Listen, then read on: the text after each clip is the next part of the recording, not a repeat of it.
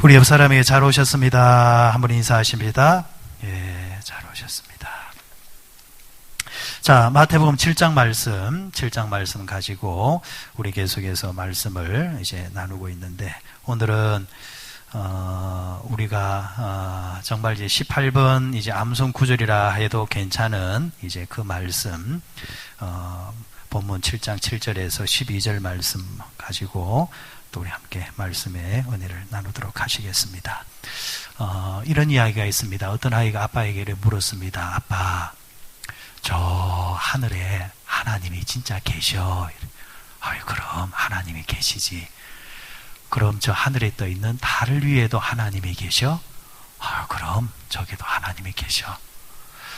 그럼 하나님은 아니 계시는 데가 없단 말이네. 그럼 아빠, 하나님이 내 안에도 계셔? 아, 그렇지. 조금 있다가 이 아들이 다시 아빠에게 말합니다. 아빠, 하나님이 치킨이 먹고 싶대. 이러는 거예요. 내 안에 계신 하나님이 치킨이 먹고 싶으니까 빨리 치킨 사내라는 이야기입니다. 믿지 않은 이야기인 것 같아요. 세계적인 그 스포츠 용품 회사인 나이키, 옛날 나이키가 처음 나왔을 때는 그 나이키가 신고 싶어가지고, 그죠? 나이키 쫄르면서 옛날 그 집에 신발, 운동화에 기차표 이럴 때 있잖아요. 기차표. 그런데 나이키 이러니까, 야, 이런 게 있나 싶을 정도로 그거 하나 신고 싶은 게 아이들의 소원이었지 않습니까? 이 나이키 회사가 창립되었던 그 배경을 보니까 필립 나이트라는 이 창시자가 원래는 이 장사하고 사업하고는 전혀 관계없는 사람이었다고 해요. 원래는 이 사람이 그 오리온 대학에 나와서 또 석박사를 하고 그 한 대학에서 그 조교수를 이제 했다고 합니다. 조교수. 근데 조교수를 하고 난 다음에 재임용이 안 된 거예요. 재임용이 안 되니까 이제 실직자잖아요. 그래서 머리 든 거는 있고, 그런데 또 자기를 받아주는 데는 없고, 그래서 이제 그 믿는 자로서 하는 게 그렇게 기도를 했다고 합니다. 하나님, 이제 앞으로 내가 뭘 해야 되겠습니까? 내가 할 줄 아는 것이라고는 학교에서 강단에서 하는 것인데, 이제 학교에서 나를 불러주지 아니하니까 내가 할 수 있는 것은 아무것도 없는데, 하나님, 내가 뭘 해야 되겠습니까? 근데 이 오랫동안 이제 공부만 하고 이쪽만 오다 보니까 몸이 좀 많이 약했는 모양이에요. 필립 나이트가 건강을 좀 챙겨야 되겠다 하면서 실직하고 있을 때에 운동을 시작했다. 달리는 거, 뛰는 거, 거창한 운동도 아니고 뛰는 거. 그래, 뛰면서 그래 기도를 하는 거예요. 하나님, 내가 뛰면서 기도합니다. 이제 그 뛰면서 기도하면서 뛰고 이러는데, 이 한창을 계속 뛰다 보니까 이제 발이 자꾸 아픈 거예요. 발이. 그래, 이제 혼자 생각에 좀 발이 안 아프면서 좀 뛸 수 있는 방법은 뭘까 하면서 자기가 이제 신발을 만들어 본 거예요. 만들어 보고 난 다음에 신으니까 기존에 이제 운동화보다 괜찮거든. 이 자기 차에다가 자기 손으로 만든 신발을 신으다가 이제 대학교를 찾아다니는 거예요. 운동부 학생들한테 한번 신어보라고. 놀랍게도 이제 거기에서 이제 이름이 얻기 시작하고 소문이 나기 시작하면서 신발이 좋다. 그래, 상표를 한번 붙여보자. 나이키. 지금은 아시다시피 전 세계에 코카콜라가 들어갈 만큼 나이키가 들어가요. 국적을 상관없이 나이키가 들어가서 모든 사람들에게 인기를 얻고, 그리고 신발뿐만 아니라 옷이나 모든 이제 물품 속에 나이키라는 그 브랜드 자체가 정말 막강한 파워를 자랑하고 있는 것을 우리가 보게 되어집니다. 그런데 알고 보니까 그 시작도 어떻게 시작했다라는 거예요.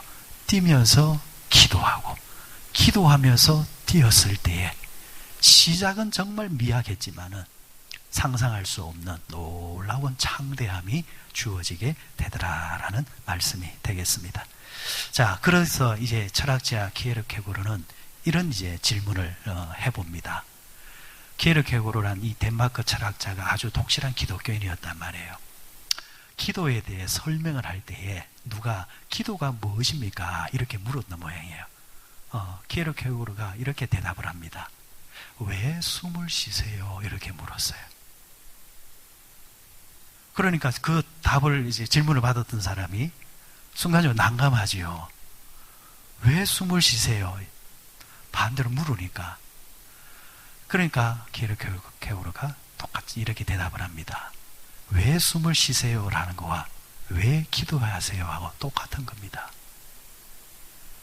숨을 쉬어야 내가 살 수 있고, 숨을 쉬어야 그게 에너지가 되어서 내 오장 육부가 다 돌아가고, 숨을 쉬어야 내가 존재할 수 있는 것처럼 기도도 똑같습니다.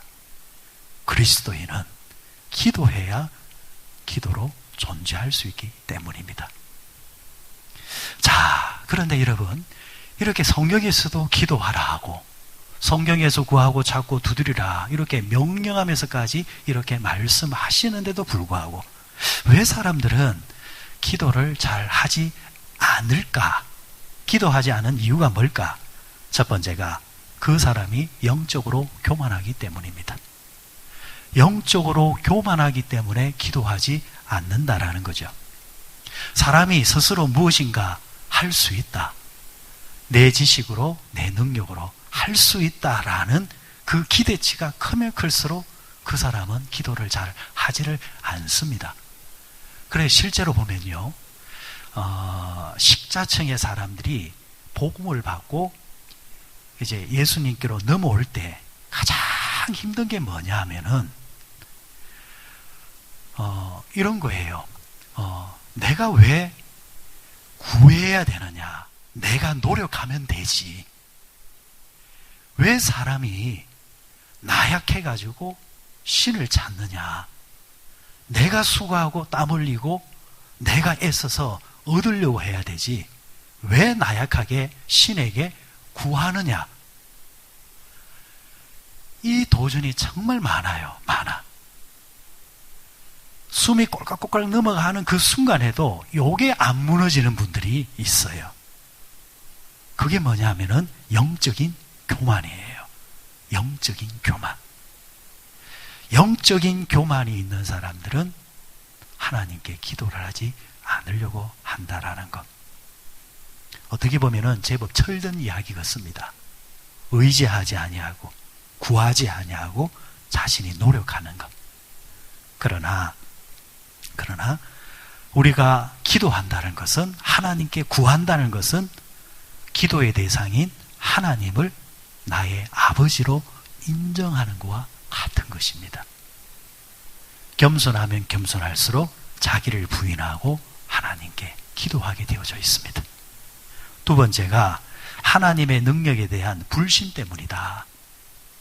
첫 번째가 영적인 교만이었다고 한다면 하나님에 대한 불신 때문에 기도하지 않는다라는 것. 신앙생활을 하면서 예배는 드리는데 주일은 지키는 데에 하나님에 대한 100% 전적으로 신뢰하는 것에 대해서 부족한 사람들이 많습니다. 신뢰하면은 구하게 되어 있습니다. 신뢰하면은 의지하게 되어 있습니다. 내가 믿는 만큼 신뢰하는 만큼 의지하게 되어 있다라는 거죠. 그런데 하나님을 신뢰하지 아니하니까 기도를 해도 뭐 되겠냐? 기도를 해도 이루어지겠느냐? 하나님이 내 기도를 들으시겠느냐? 라는 생각이 그 사람을 지배하고 있을 때에 그 사람의 생각을 들어올 때에 그 사람은 기도하지 않는다라는 겁니다. 자, 마가복음 9장에 보면은 귀신 들린 아이의 아버지가 예수님께 이렇게 말합니다. 할 수가 있거든, 주여, 할 수가 있거든 내 아들을 고쳐주십시오. 자, 이에 예수님이 유명한 답변을 하셨죠. 뭐라고 하셨습니까? 할 수 있거든이 무슨 말이냐? 믿는 자에게는 능치 못할 일이 없느니라. 그럼 믿는 자, 믿음의 대상이 누구? 예수. 나는 너희들이 믿기만 하면 못해줄 것이 없다라는 말씀이죠. 우리가 신뢰하는 만큼 하나님도 일하시고 움직이신다라는 것. 우리가 전적으로 절대적으로 믿으면 하나님이 절대적으로 전폭적으로 함께 하실 것이고, 우리가 불신앙하면은 불신앙에 맞춰서 하나님도 움직이지 않는다라는 이야기입니다. 심지어 뭐라고 말씀하셨습니까? 이 산들어 저 바다에 던지우라 해도 그대로 된다라는 거. 된다라는 거. 자, 그런 면에서 여러분, 우리가 하나님에 대해서 불신하지는 않았는가? 세 번째가 하나님 사랑에 대한 의심이 있기 때문에 기도하지 않는다라는 것. 다시 말해서 하나님은 살아계세요. 하나님은 살아계시고 또 하나님은 역사하시고 기적을 베푸시는데, 문제는 그 하나님이 과연 나에게 기적을 베푸시겠느냐, 그 하나님이 나에게 은혜를 주시겠느냐라는 나에 대한 하나님의 사랑에 대한 의심이 있다라는 이야기입니다. 한 번씩 보면요, 재미난 것은 그 복권을 사시는 분들 이래 말을 해요. 왜 사는지는 모르겠어요. 이렇게 말을 해요. 나는 안 걸립니다 이러는 거예요. 안 걸립니다 하면서 매주 사는 거예요. 안 걸릴 줄 알고 왜 살까? 사는 이유가 뭐예요? 걸리기를 바라기 때문에 사는 거잖아요. 제가 뭐 살아 안 살아 말하기는 좀 그렇지만은, 예를 들어 산다고 한다면, 기왕 산다고 한다면 그럴 줄 믿습니다. 그죠? 그게 일주일 동안 정신 건강에 좋아요. 저는 한 번씩 그런 생각을 해봐요. 복권이라는 게 나쁜 의미로는 좀 좋지 않은 것도 있지만은, 좋은 그냥 의미로 생각해 보면은 일주일에 한 5,000원 투자하고 10,000원 투자해가지고, 이게 걸리면 나 이렇게 살지. 그럴 때 그 가지는 행복. 그럴 수 있겠다. 그래. 스트레스 많이 받는 세상 속에서 그렇게 해서 스트레스 해소하면서 행복하게 일주일을 보낸다고 한다면, 그것도 나쁘지 않겠다. 근데 사면서 오히려 난 안 걸려. 그러면서 또 사. 그죠? 참 사람의 심리가 참 그런 것 같아요. 자, 우리가 신앙생활 하면서 하나님은 내게 기적을 안 베푸셔. 하나님은 나에게 은혜를 안 베푸실 거야. 뭐 다른 사람은 그런 감정이 있는데 설마 나한테 그런 일이 있겠어. 그런 마음으로 기도를 했어도 안 되고, 그리고 그런 마음이 가득하면은 기도도 별로 열정이 안 생긴다라는 이야기입니다. 여러분, 하나님은 나를 사랑하신다. 그리고 하나님은 나를 축복하실 거야. 여러분, 이 마음이 항상 여러분들에게 있으시길 바랍니다. 제가 좋아하는 그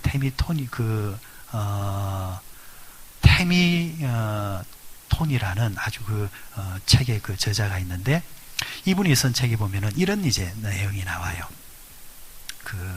이 저자가 100km가 넘는데 책을 읽고 있었습니다. 책을 딱 이렇게 읽고 있는데 누구의 간섭도 받기 싫고 그 시간을 즐기고 있는 거예요. 근데 바깥에서 5살짜리 딸아이가 아빠! 이라. 아빠. 뭐 넘어졌거나 뭐진 했는 모양이에요. 그러니까 이 저자가 벌떡 일어나가지고 그 딸아이한테 달려간 겁니다. 보니까 이 딸아이가 넘어져서 무릎이 까진 거예요. 그래 약을 발라주고 다시 서재로 들어와서 의자에 앉아서 책을 펼치는데, 순간적으로 스쳐낸 생각이, 이게 물리적으로 이게 가능할까? 예를 들면 저 딸아이는 이제 10몇 킬로밖에 안 되는데 나는 100킬로의 거구인데 쟤가 무슨 힘으로 나를 저곳으로 옮겨갈 수가 있느냐? 쟤의 물리적인 힘으로는 나를 절대로 옮길 수 없지만, 그런데 저 애가 아빠라고 부를 때에 이 거구가 움직이는 거예요. 그러면 하나님과 나와의 관계 속에서 내가 하나님을 아버지라 이렇게 부를 때, 아빠 이렇게 부를 때 하나님은 내가 딸아이한테 움직이듯이 하나님도 나의 소리를 듣고 움직이시구나. 저는 참 귀한 통찰력이라고 봐요. 우리가 이곳에 모여서 예배하면서 아버지 이럴 때 그 위대하신 하나님은 여러분의 목소리를 듣고 우리를 향해서 찾아오시고 움직이시고 또 우리의 기도에 대해서 응답할 준비가 되어 있는 하나님이심을 여러분들 믿으시기를 바랍니다. 자, 우리가 왜 기도해야 되느냐? 오늘 본문 말씀으로 보면은 첫째는 기도는 하나님의 명령이기 때문이다. 7절 말씀. 구하라 그러면 너희에게 주실 것이요. 찾으라 그러면 찾아낼 것이요. 문을 두드리라 그러면 너희에게 열릴 것이니. 자, 구하고 찾고 두드리라가 다 뭐냐 하니까 명령형으로 써 있다는 겁니다. 구해볼래, 찾아볼래, 두드려볼래가 아니라 구해라, 찾으라, 두드리라. 다시 말해서 선택사항이 아니라는 겁니다. 신앙생활 할 때에 해도 되고 안 해도 되고. 신앙생활은 결국 여러분들 가만히 생각해 보면은 하나님을 신앙하는 것이지만은 그 하나님이 우리를 사랑하셔서 여러분을 사랑하셔서 복을 주시기를 원하시는데 하나님께서는 그 복을 받는 경로들을 여러 가지를 만들어 놓았는데 그 대표적인 경로 길이 뭐냐? 기도라는 것. 다시 말해서 너 복을 받아야 되지 않느냐? 사랑하는 백성들아 잘 돼야 되지 않느냐? 그러면은 이 길을 걸어야 돼. 할 때 나오는 문장이 뭐냐 하니까 명령형입니다. 꼭 가야 된다라는 거예요. 부모가 자식한테 애끓는 마음으로 너 반드시 이거 해야 돼. 너 반드시 이거 해야 돼. 왜? 부모는 알기 때문에 요 길을 걸으면은 네가 잘 된다는 것을 부모가 알기 때문에 자식한테 강하게 말하는. 성경에서 나오는 모든 명령형이 바로 이런 겁니다. 너 요거 해 이러면은 요거 하면 복을 받는 거. 너 이거 하지 마 이러면은 그거 하면은 우리가 인생이 곤란해지고 넘어지고 문제가 생기기 때문에 하나님이 명령용으로 하지 마 이렇게 이제 말씀하시는 거예요.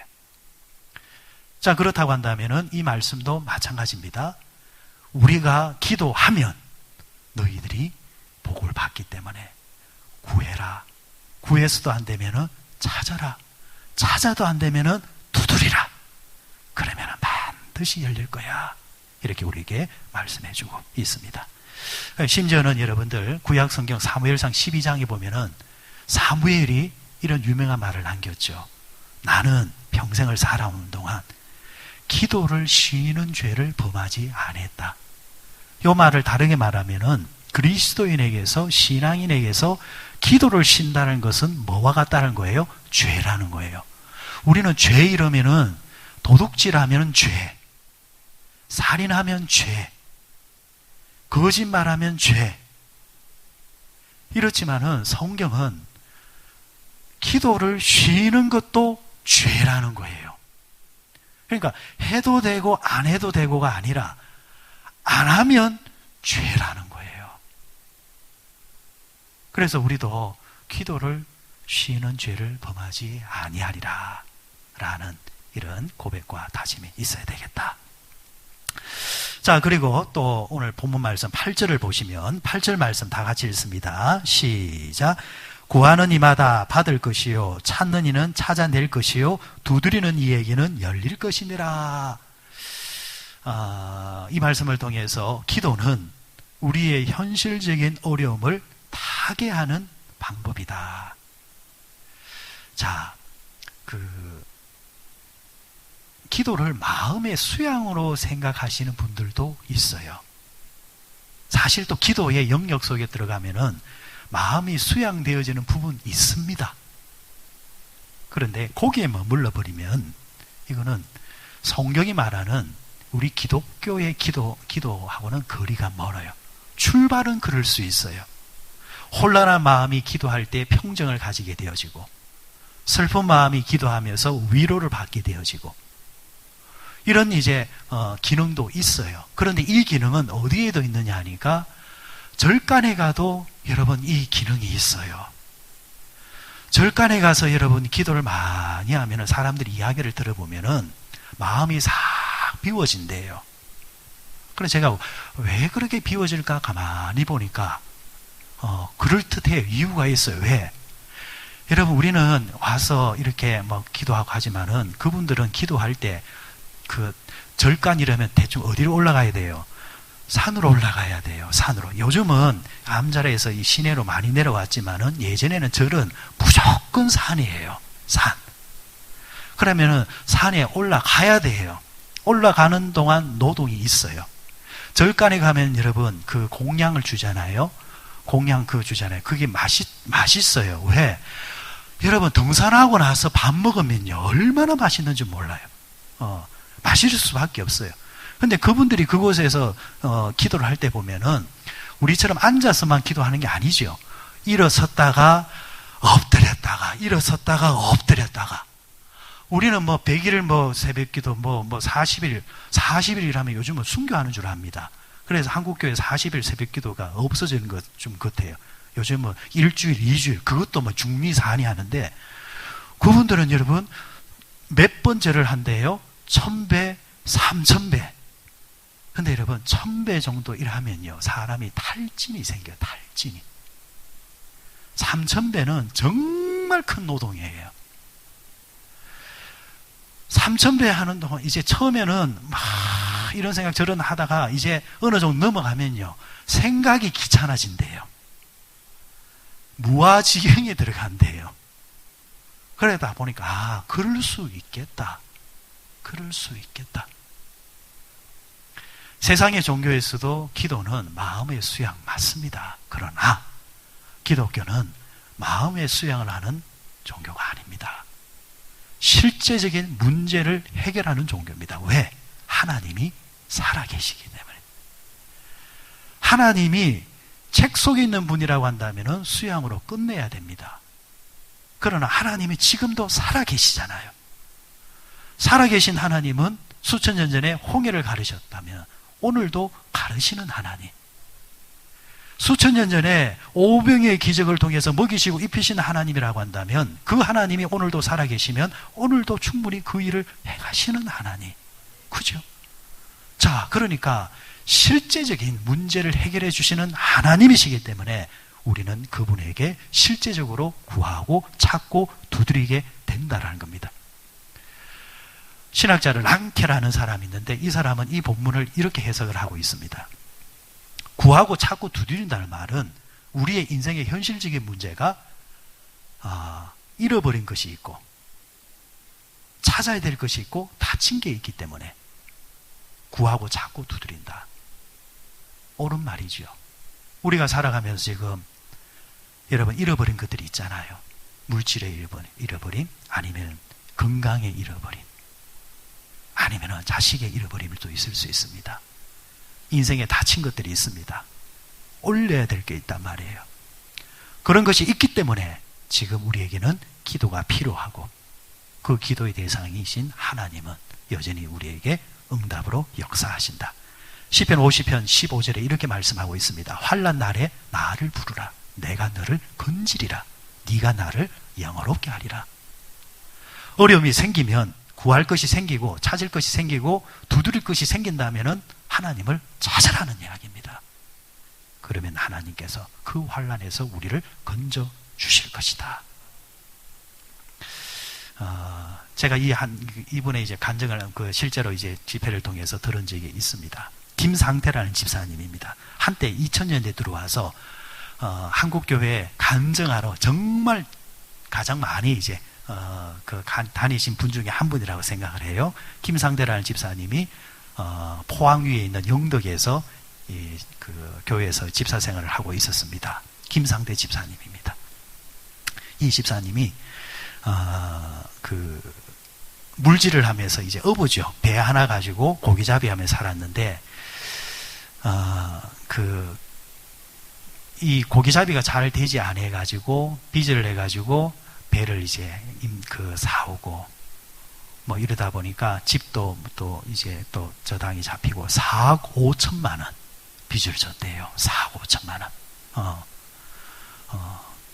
그리고 20년 전에 4억 5천이면은 뭐 크지요. 지금도 크지만. 그래 4억 5천만 원 빚을 지고, 이제 한 2주 정도 되어지면은 경매로 넘어가는, 이제 그것까지 이제 몰렸다고 합니다. 자, 그러니까 제일 그때 힘든 게 뭐냐니까 시편 22편 말씀은 똑같아요. 시편 22편에 그런 말씀이 나오죠. 사람들이 하는 말이 네 하나님이 어디 있느냐. 그래서 내가 밤낮 주야로 눈물을 흘립니다. 이 김상태 집사님이 딱 이 고백이에요. 예수 안 믿는 사람들이 네가 예수가 아니고 하나님이 아니고 용왕한테 제사를 해야 문제가 해결될 텐데 용왕님한테 빌어야지. 너무 답답하니까 사람들이 그러면은 제사를 네 이름으로 드려줄 테니까 네 옆에 서 있기만 해라. 비아냥 또 아니면 위로 이런 식으로 사람들이 막 그랬대요. 그러니까 이 사람이 다윗의 심정을 가지고 하나님, 사람들이 하는 말이 내가 믿는 하나님이 어딨냐고 저렇게 손가락질을 하는데 하나님 나 좀 도와주십시오. 이제 2주지가 되면은 배도 빼앗기고 집도 빼앗기고 하나님 이렇게 이제 기도를 하는데 그렇게 그날도 그렇게 기도를 하고 집에 갔는데 그 다음날 이 집사님이 이제 쳐놓은 이제 정치망 그물에 12월 1일인가 2일 그날 1m가 넘는 방어가 5천 마리가 싹 들어와 있는 거예요. 그러니까 여러분들이 놀라지도 않는 이유는 그게 뭔지 몰라서 그런 거예요. 그러니까 여러분들 아침에 집에 마당에 그러니까 5만 원짜리 다발이 한 5억이 뭐 8억이 탁 던져져 있다 이렇게 생각하면 돼요. 이 집사님 이제 정치망 건물에 다른 건물에는 없고 이 집만 줄 서가지고 쫙 들어왔다라는 거예요. 5천 마리 계산을 해보니까 얘네들이 때로 들어올 수는 없대요. 가만히 계산하니까 얘네들이 알아서 오늘은 우리 저 집사님 집으로 가자 해가지고 일렬을 쫙 서가지고 저거들끼리 질서를 지켜가지고 들어와야 그렇게 들어올 수 있는 그 정도 양이 들어온 거예요. 그래 그 당시 돈으로 그 방어값이 8억이 되었답니다. 8억.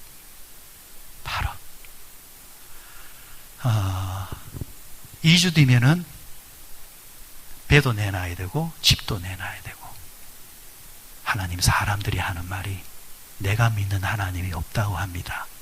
하나님 어찌하면 좋습니까? 하나님께서 그 기도를 들으시고 방어야 그 집으로 들어가라 해가지고 그 집으로 싹 들어오고 8억을 손에 딱 쥐은 거예요. 4억 6천만 원 빚을 싹 갚고 8억에 11조가 얼마예요? 8천만 원. 감사기도 8천만 원. 1억 6천만 원을 교회 헌금으로 바칩니다. 여러분들 8억 주시면은 8천만 원 11조 하시겠어요? 아예 땅 사놔야지. 땅 사놔야 되고 집 사놔야 되고 그거 나중에 오르면 그때 오르면 또 뭐 해야지. 하나님도 잘 안 속아요. 그러나 자 그런 집사님이 그런 모델감으로 삼아 주시는 것 같아요. 다 그랬어요. 자 그리고 나서 이제 그럴 때 집에 있는 부인이 아니 여보 이런 기회가 자주 오지 않는데 또 요거 가지고 자 그래 교회를 보는데 이 교회 출신으로서 오랫동안 교회를 보니까 20년 동안 교회가 수리가 한 번도 안 된 거예요. 이제 마음에 또 기도가 오는 거예요. 하나님이 방언대를 몰아주셔가지고 다 갚아주시고 그리고 하나님께 드리고 요게 남아있는데, 하나님, 내가 하나님 집을 내가 수리를 좀 해야 되겠습니다. 자, 그렇게 이제 기도를 하고 그렇게 딱 했는데, 그 다음날 그분의 이제 또 정치만 건물에 5m짜리 밍크 고래가 한 마리가 싹 들어온 거예요. 하나님이, 밍크 고래야 한 번 더 가라. 그래 이제 밍크 고래 그 딱 들어오니까 그게 또 5천만 원. 5천만 원. 자, 하나님이 한 번씩 일하실 때가 있어요. 저는 이걸 본보기 보여주는 거예요. 하나님이 지금도 살아 계신다라는 거. 그걸 한 번씩 하나님 우리에게 보여주시는 거예요. 그러면은 그 좋은 본보기 속에 내가 들어가려고 하는 거. 그죠? 나쁜 본보기 되려고 하지 마시고 좋은 본보기에 내가 들어가려고 하는 거. 오늘도 하나님은 살아계셔서 실제적인 우리의 문제를 해결해 주기를 원하신다라는 거. 그래서 우리는 기도하는 겁니다. 기도하는 거. 그리고 하나 가지 더, 세 번째로, 하나님은 우리가 복된 삶을 살기 위하시기 때문에 우리는 기도를 해야 된다. 11절 말씀 보십니다. 11절 말씀 같이 읽습니다. 시작. 너희가 악한 자라도 좋은 것으로 자식에게 줄 줄 알거든 하물며 하늘에 계신 너희 아버지께서 구하는 자에게 좋은 것으로 주시지 않겠느냐. 아멘. 자, 은총에는 두 가지 은총이 있습니다. 일반 은총이 있고 특별 은총이 있습니다. 일반 은총은 잘 믿든 덜 믿든 똑같이 누리는 은총입니다. 예수 잘 믿는 사람도 예배 드릴 수 있습니다. 예수를 대충 믿어도 예배 드리고 싶을 때 와서 예배 드릴 수 있습니다. 하나님을 안 믿어도 태양의 복을 받을 수 있습니다. 하나님을 안 믿어도 자기 몸을 건강하게 잘 관리하면 또 장수할 수도 있습니다. 일반 은총이 있습니다. 일반 은총. 일반 은총은 대부분이 보면은 부지런히 살아가는 사람은 일반적으로 누리는 그런 복들이 있습니다. 그런데 특별 은총이 있다는 게 특별 은총. 하나님을 믿지 않는 자가 아니라 하나님을 믿는 자에게만 주시는 특별한 은총. 그 대표적인 게 뭡니까? 우리가 이 땅에 살다가 주님 부르실 때에 어디로 갑니까? 하나님 나라로 가잖아요. 이거는 특별한 은총입니다. 특별한 은총. 그리고 또 기도가 뭐예요? 특별한 은총입니다. 하나님을 믿는 사람들이 기도함으로 통해서 실제 문제를 해결하고 자기가 자기 힘으로 할 수 없는 것을 극복해서 이룰 수 있도록 만들어주시는, 하나님이 기도하는 사람에게만 특별히 주시는 은총이 있다는 겁니다. 미국에서 여러분 실제로 그 방송되었던 아주 유명한 일화예요. 가난한 집에 한 흑인 아줌마가 이혼하고 그 딸아이하고 이렇게 같이 이렇게 모녀간에 산 겁니다. 가난하다 보니까 아이한테 뭘 해줄 게 없는 거예요. 그러던 어느 날 이 딸아이가 엄마한테 이렇게 말합니다. 엄마, 기도하면 하나님이 우리에게 고양이 한 마리 줄 수 있을까? 이런 거예요. 네, 엄마는 그래, 하나님은 살아계셔서 고양이 한 마리 줘. 우리 기다려보자. 그러면서 엄마하고 같이 손잡고 기도한 거예요. 그래, 딸아이는 하나님, 우리 집에 고양이 한 마리 주세요. 그렇게 기도할 수 있잖아요. 그리고 또 그런 기도에 대해서 엄마가 또 그 아이의 그런 동심을 없애고 싶지도 않고 같이 이렇게 기도한 겁니다. 그 다음 날 아이가 그 집 마당에서 놀고 있고 엄마는 뜨개질을 하고 있는데 하늘에서 뭔가 윙 하고 툭 떨어지는 거예요. 뭔가 봤더만은 고양이인 거예요. 하늘에서 떨어진 고양이에요. 이게 동네 신문에 났어요. 그리고 세상에 이런 일이처럼 방송에 나가고 신문에 대서석 특별히 된 거예요. 하늘에서 떨어진 고양이. 그러면서 이 모자가 그 전날 기도했더니 하늘에서 고양이가 떨어졌어요. 신앙이 있든 신앙이 없든 간에 이게 사람들한테는 참 그죠? 회자거리가 되잖아요. 그리고 나서 이제 약 한 2주 뒤에 한 남자가 이 가정에 찾아와서 고양이를 내놔라는 거예요. 왜냐니까 그 고양이가 자기 고양이라는 거예요. 그래, 뭐, 그러면은 그 고양이가, 우리는 하늘에 떨어졌는데요 하니까 자초지종을 이야기를 해주는 겁니다. 자기 집 고양이가 자기 집 그 마당에 있는 나무에 올라갔어요. 그래, 내려온나 하니까 얘가 안 내려와. 그래, 고양이가 올라가 있는 가지를 잡아 당긴 거예요. 잡아 당기다가 놓았는데 그 반동에 의해서 고양이가 날아가 버렸대요. 날아간 고양이가 이 집에 툭 떨어진 거예요. 이 모녀는 줄 수 없다. 하늘이 우리에게 줬기 때문에 우리는 줄 수 없어요. 아니라니까. 우리 집에서 날아갔으니까 우리 고향이라니까 이러는 거예요. 결국 그게 정말 법원까지 간 거예요.